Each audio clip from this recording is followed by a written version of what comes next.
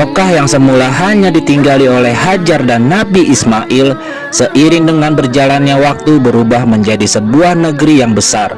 Berkat doa Nabi Ibrahim, negeri itu sungguh mendapatkan berkah dari Allah. Masyarakatnya hidup dalam kecukupan dan sejahtera. Beribu-ribu tahun kemudian, Mekah berubah menjadi negeri yang sangat kejam.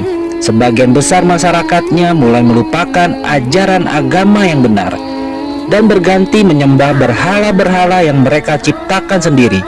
Di antaranya adalah Saman, Watan, Nusun, dan masih banyak lainnya. Semua itu adalah Tuhan yang mereka ciptakan dari batu, kayu, dan logam. Kaum Quraisy menganggap harta adalah segalanya. Bagi yang memiliki harta paling banyak, dialah yang akan menjadi pemimpin. Demi mencapai kehormatan dan kedudukan, mereka menghalalkan segala cara. Karena itu pula, mereka seringkali terlibat dalam perselisihan dan kadang-kadang menimbulkan perang antar saudara. Bukan hanya Tuhan mereka saja yang berubah, sifat dan perilaku masyarakatnya pun juga berubah. Kaum Quraisy yang secara turun-menurun menguasai Mekah dan Ka'bah mulai membentuk kelompok masing-masing. Mereka sangat berkuasa dan kaya raya, namun kekayaan itu mereka dapatkan dengan cara yang tidak halal: merampok, memeras rakyat kecil, berjudi, curang dalam berdagang, dan perbudakan yang sangat kejam.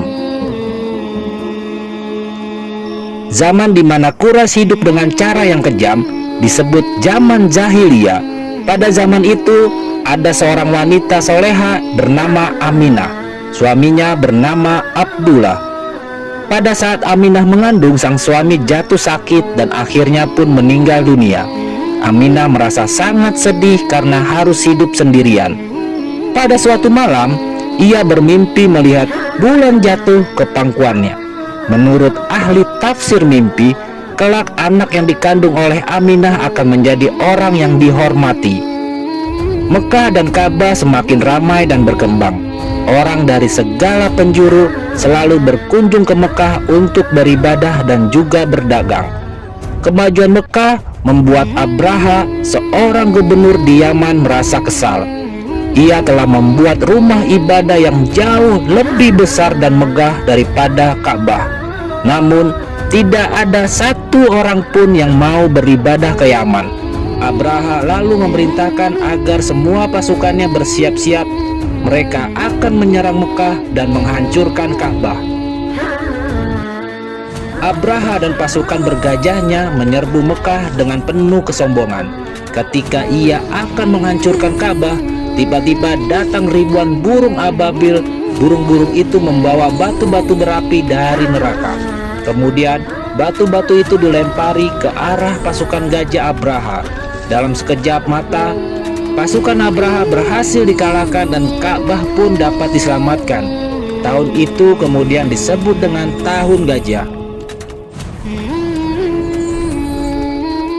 Pada tahun gajah itu pula Aminah melahirkan putranya.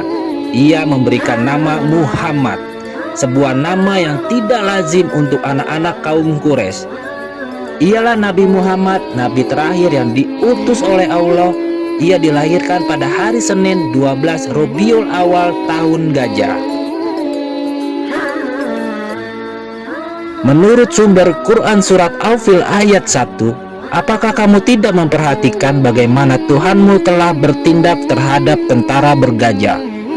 Quran surat Al ayat 2, bukankah dia telah menjadikan tipu daya mereka untuk menghancurkan Ka'bah itu sia-sia?